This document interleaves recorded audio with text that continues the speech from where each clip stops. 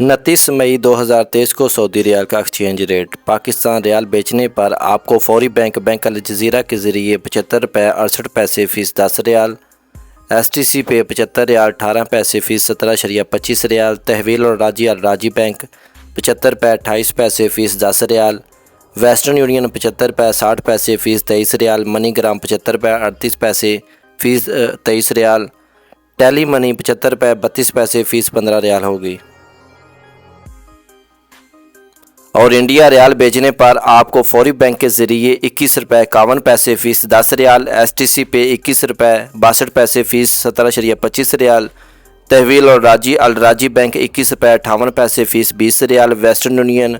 21 रुपये 70 पैसे fees 17.25 riyal, MoneyGram 21 रुपये 50 पैसे फ़ीस 23 रियाल, इंजाज बैंक अल बलद 21 रुपये 48 पैसे फ़ीस 15 रियाल होगी। पाकिस्तान की ओपन मार्केट में सऊदी रियाल और डॉलर दरहम का रेट। इस वक्त पाकिस्तान की ओपन मार्केट में डॉलर का रेट 308 रुपये है और सऊदी रियाल का रेट है 82 रुपये 50 पैसे और अमाराती दरहम का रेट है 84 रुपये 50 पैसे।